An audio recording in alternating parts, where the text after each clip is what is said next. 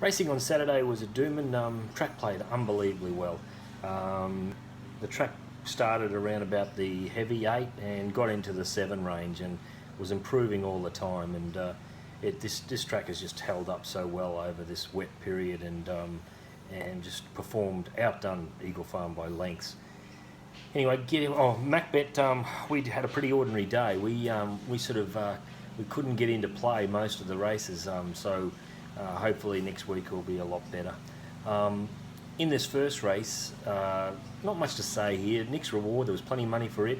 It battled away on the fence, fought on okay. It tried hard, but the winner, Cooroy Chase, trialled good coming into this. Sat 3 wide, which wasn't that bad a position, but he still had to work a little bit and put a gap in him halfway down the straight and just knocked up a little bit late. But he tried really hard, this horse. So I liked how he did it at that first 200 metres into the straight. He put his head down and knuckled down and tried really hard and got away from him. And as I said, just knocked up. So I think he'll win a few races, that horse. Second race, poor race, terrible field. Don't want to back any of these going forward. Maybe Margin Trader could improve even though he won. I think he might be a better horse on the dry. He was suited on the weekend and ran on well and got him down and just hung on to beat Murray Days, who had the perfect run as well. But I don't think too many horses will come out of that race. Race 3, another race I don't really want to say too much about. Pinolino, it was one of those horses that was you could have it on ratings, but knowing the horse, it's a bit of a dog, and it showed that again. It just turned it up pretty quickly as they straightened and had a nice lead.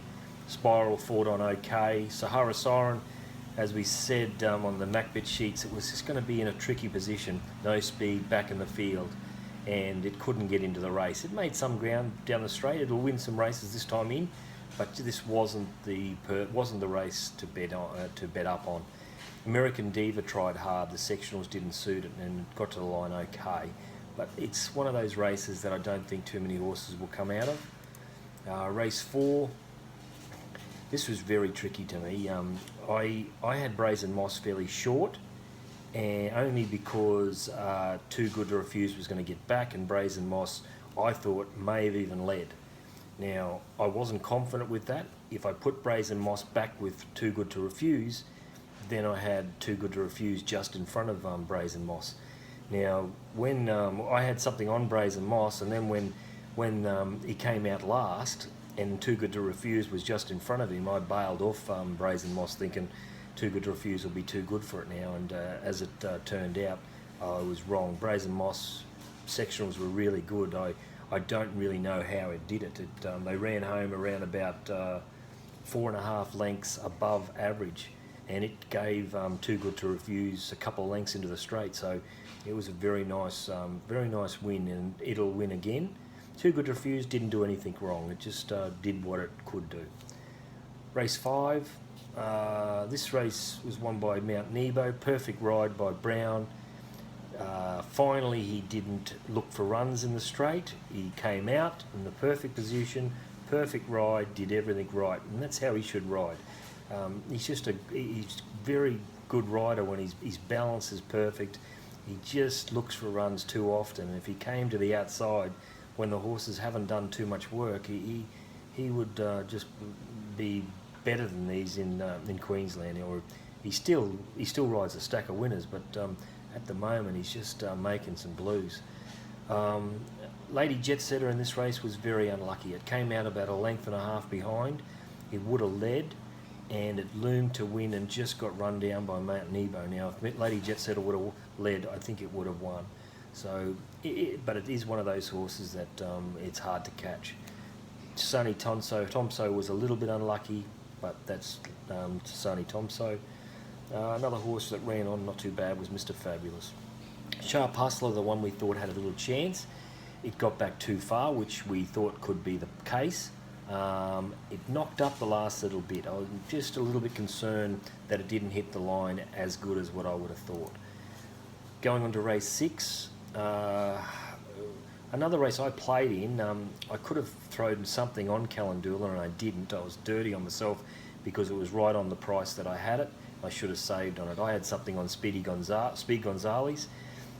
It doesn't handle the wet. I thought the track was drying out enough for it, but it just battled down the straight. So I think it's a horse that you can throw into calculations next time on a drier track. Slidini had the perfect run. We threw something on it, just couldn't hold off the winner, Calendula. Blackjack Bella, I can't believe it started $3 or $3.20. It was well under the odds on what it had done previously. We had backed it, its previous two, had perfect runs, and didn't finish off. And I don't think it finished off again today or on Saturday.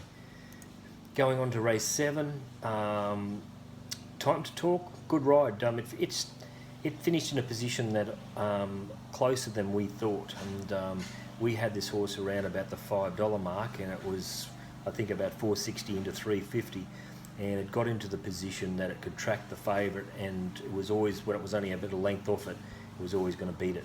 All that is, we had it shorter than the market or on market, and we thought it would be sitting second, and it got to about 4th, and it loomed up on the corner and battled away okay, but just like I said, Time to Talk was just right on its hammer and came to the outside and was always going to beat it.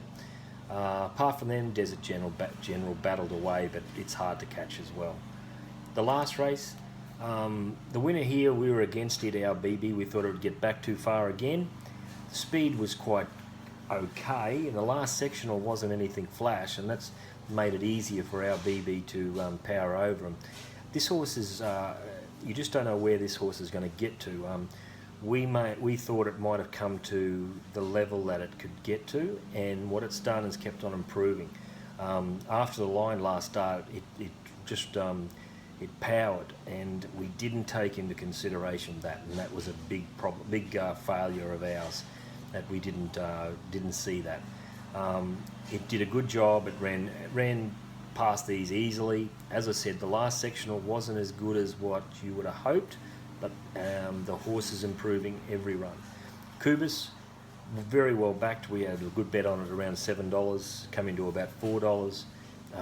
The wet track, it's not a wet tracker, and you can back this horse again on a drier track, but you're going to get the similar run on a wet track, just battles away.